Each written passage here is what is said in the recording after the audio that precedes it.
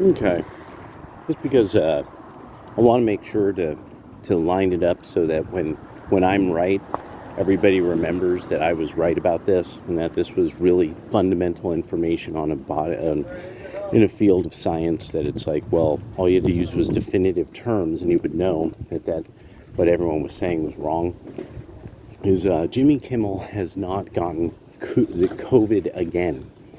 That's not how it works. What the issue is he's gotten, nobody got COVID more than once unless they really truly did get some kind of vaccine that actually in some way, shape, or form is so dangerous it somehow makes you catch, like it destroys your immune system. Your immune system cannot remember an illness. Now, there is actual evidence that has popped up clinically saying that this might be the case, that the vaccine actually damages your fundamental immunity against the illness. So that might be why he caught it more than once. But it was really this thing, um, after everything else has ended up being either incorrect or that it was like something that there was no evidence for. This is the next problem.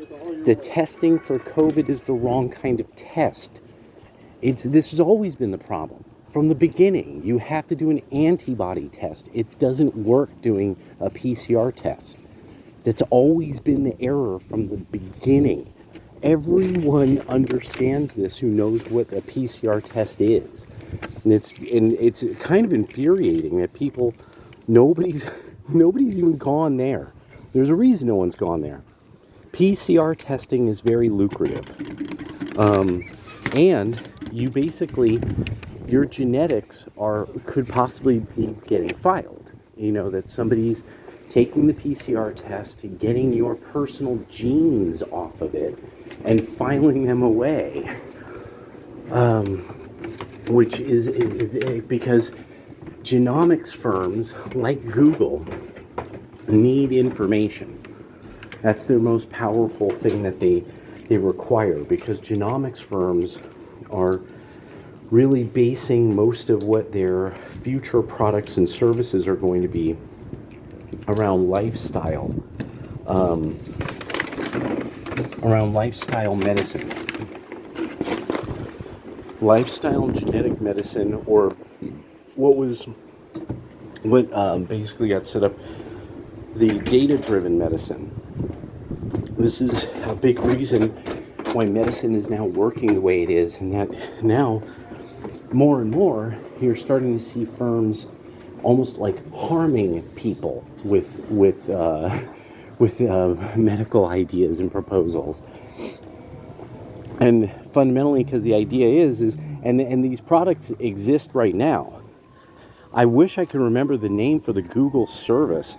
It's a service, it has its own website and everything, but it's the data-driven medicine model. So they have you enter all kinds of information about your life, but they already have it because it's a Google service.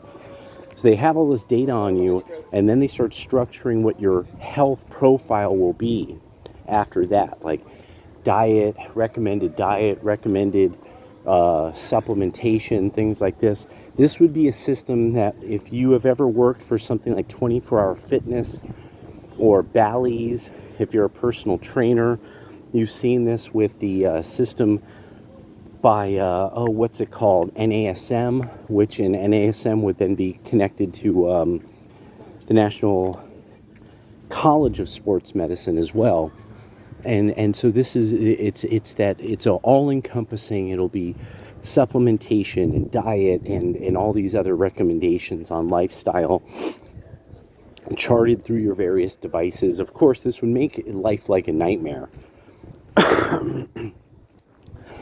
But it's also that this would determine kind of the concept of your insurance payments. Like, how expensive really are you to an insurance pool? Well, they would know by your exercise and by this, that, and the other. And then also, remember, If this is something that could then be attached to, well, what are you spending money on? Because you'd be spending on digital money and digital services. See, now, one part of this is sort of like the Star Trek world that we could all imagine would be really great. That you have like this Star Trek world that, you know, that Dr. Crusher and all of her devices can trace your health throughout your life. That's the ideal behind this entire concept. But what it's going to be like is a nightmare because people in government are evil. And so it's and that's, you know, psychopaths get to the top. And so what you're going to have is something that's much more just manipulative, and it won't work right, and it won't work right because it's going to be done for the wrong purposes. So that's it was just, yeah. But I just wanted to go there because it's irritating when you know definitive terms from a field of knowledge. You've been telling people, by these definitive terms, you're going to find out you're wrong. And then everybody's like, oh my gosh, we were so wrong about this vaccine. It's like, well, you didn't use definitive terms.